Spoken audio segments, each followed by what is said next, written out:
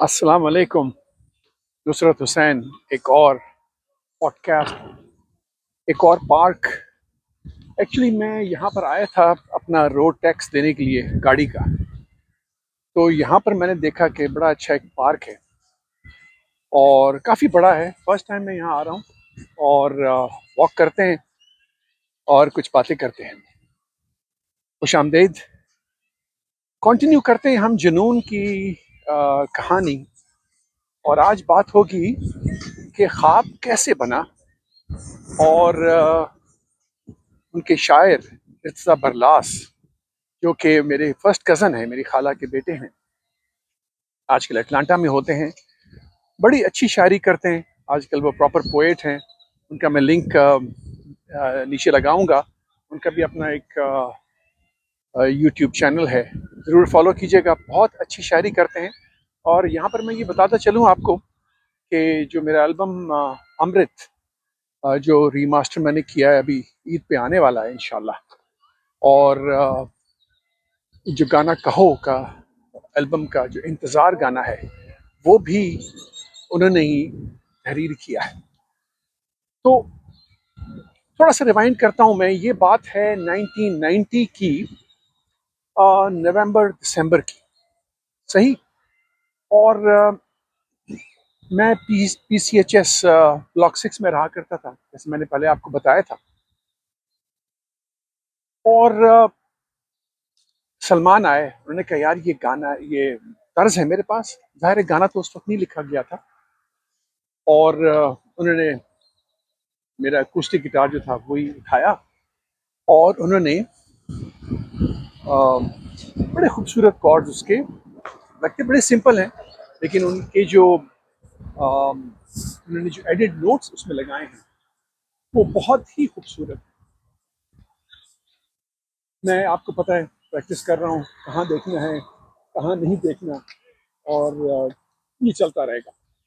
तो उन्होंने स्टार्ट किया, ला ला ला ला ला ला ला ला। तो शायद उन्होंने ये गाना नहीं सुना होता, लेकिन मैंने उनसे कहा, सलमान यार, ये एक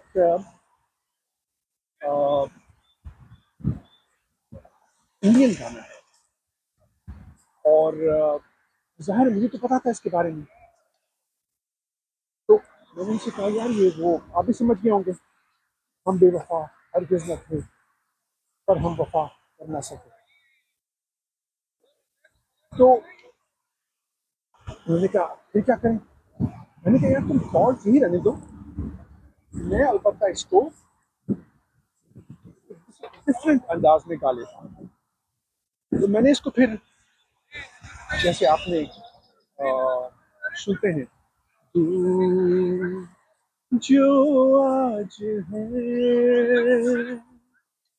याद आते तो है, कॉर्ड्स वही हैं। और लेकिन मैंने इसको थोड़ा सा डिफरेंट अंदाज में गाया, तो वो गाना काफ़ी, उसमें इनफरादियत आ गई। और आगे फिर उन्होंने अपने कॉर्ड्स बजाए और उनका जो वर्सेस थे उसके, अब हमने पूरी, मैं अपने सीक्वेंसर पे बैठा, कीबोर्ड पे कुछ कॉर्ड्स वगैरह लगाए, अभी वर्ड्स नहीं लिखे हैं, ठीक है। और सिर्फ गाना अब बन रहा है, तैयार हो रहा है। एक दो सिटिंग्स में हमने ये इसकी कॉम्पोजिशन कर ली। और इत्तेफाक की बात है कि मैंने सलमान से बोला, मैंने कहा यार मेरा कज़न है इर्तिज़ा बरलास, तो उसको मैं रिक्वेस्ट करता हूँ यार कि ये इसकी तर्ज वो इस पे शायरी वो करे। सलमान फौरन ही एग्रीड। और बहुत वो कहते हैं ना, जब किस्मत में सब आपके सितारे अलाइन हुए हुए हों। तो मेरी फ़्लाइट लाहौर की लगी। इर्तिज़ा बरलास उस ज़माने में गार्डन टाउन, शेरशाह ब्लॉक, बरकत मार्केट के पास पीछे रहते थे। और मैंने आई थिंक टैक्सी पकड़ी या रिक्शा, और मैं वहाँ पहुँच गया उनके घर। कोर्स वेलकम उन्होंने किया और हम बैठे, और मैंने कहा यार ये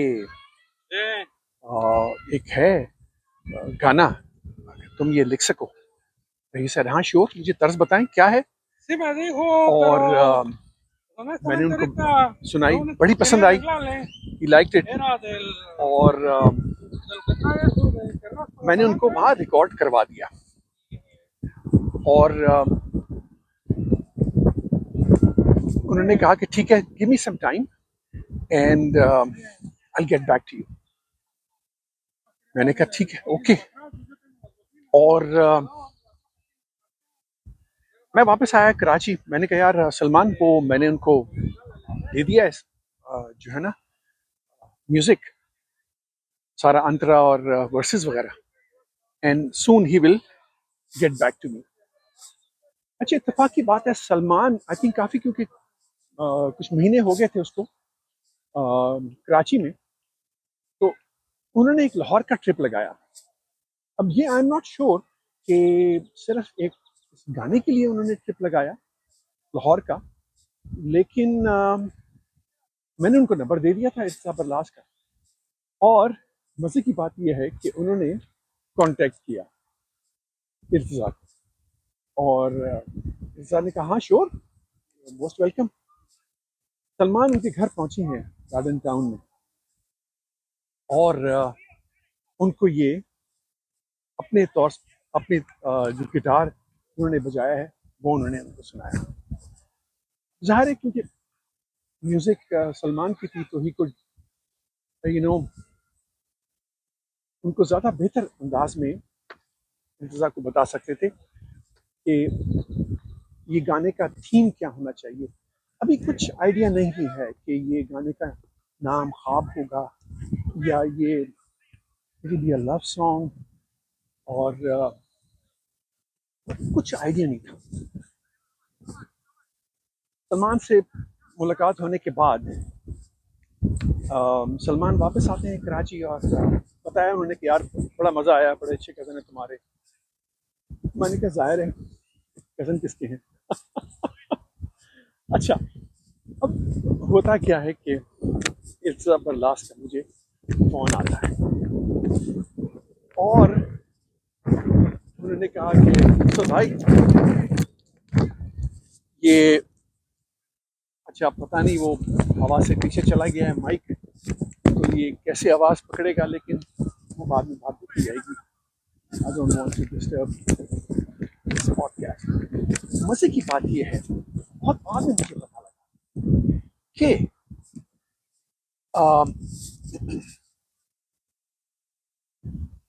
इर्तिज़ा ने एक दिन, मेरा मूड आया उसका, तो वहाँ पर एक पार्क था उसके घर के करीब में।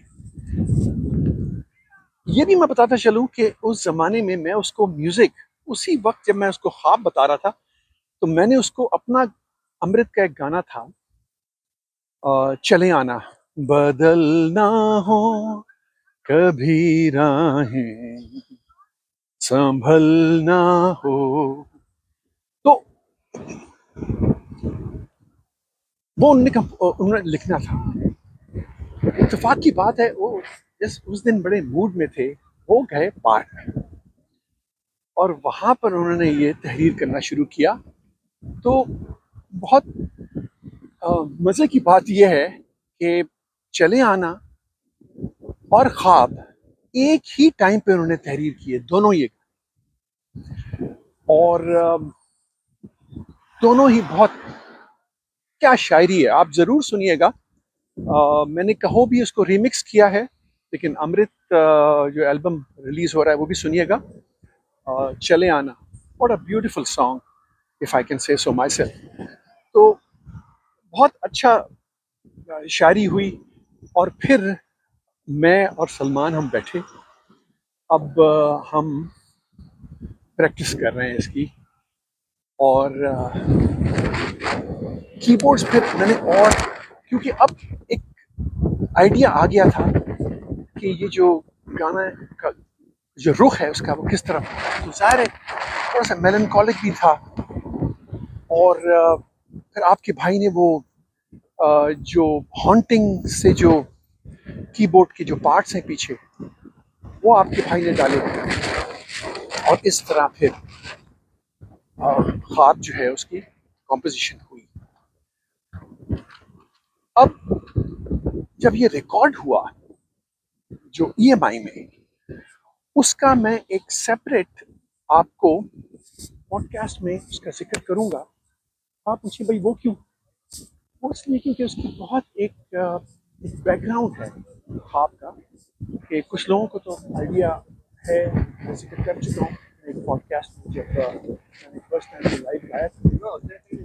लेकिन वो बड़ी अच्छी, आपको बहुत मज़ा आएगा उसका। तो काफ़ी लोग पूछते हैं मुझसे, मेरे दोस्त बन गए, तो उन्होंने कहा सर भाई आप वो तू है रंगों में खोया और नींद आती नहीं, उसका पूरा डिटेल में बताएं। अब उसका डिटेल जाहिर है वही PCHS में हम ये सारे बनाते थे, और अली, हाँ मैं, अली और सलमान, एंड बहुत अच्छा फील होता था। हमारे केमिस्ट्री बहुत अच्छी थी उस वक्त, और अली को प्रैक्टिस करवाना, और हमने बहुत जल्दी ये एल्बम किया था, बहुत ही जल्दी, यानी जिसको कहते हैं ना दस्ती दस्त। और उसके वर्ड्स बहुत अच्छे लिखे, तू है रंगों में खोया। मुझे याद है मैं अपने कीबोर्ड्स, सलमान ने कई जगह मुझे खुली छुट्टी दी थी कि यार जो तुम्हें यहाँ पर जाना है तुम बजाओ, वरना सलमान यूजली ये गिटारिस्ट हैं वो, तो ज़ाहिर है कि ही वुड प्ले, यानी अपने गिटार्स को ज़्यादा फोर फ्रंट पे रखना चाहते थे, और मैं एक लेट बैक में ट्यून्स और पैड्स में कीबोर्ड पे मैं यूजली दिया करता था। लेकिन कभी कभार कुछ नोट्स जो थे, बेल्स, वो आपको ज़रूर सुनाई ये होंगे जब आप जुनून सुनते। फिर मैं सोच रहा था एक्चुअली कि जुनून का पहला एल्बम आई थिंक डिज़र्व करता है कि उसको रीमास्टर किया जाए, नॉइज़, क्लिक्स, पॉप्स जो भी थे वो रिमूव करके उसका लाउडनेस लेवल भी बढ़ाया जाए, और बहुत अच्छा लगेगा। क्या ख्याल है आपका? ज़रूर कमेंट कीजिएगा, लाइक भी कीजिएगा। और यहाँ पर क्योंकि इतना बड़ा पार्क है, मैं जहाँ से शुरू हुआ था वो मैं नहीं पहुँचा हूँ वहाँ तक, तो मैं सोच रहा हूँ कि एक और पॉडकास्ट भी यहीं पर कर दिया जाएगा। अब तक के लिए इतना ही, अपना ख्याल रखिएगा, बहुत शुक्रिया, खुदा हाफिज़।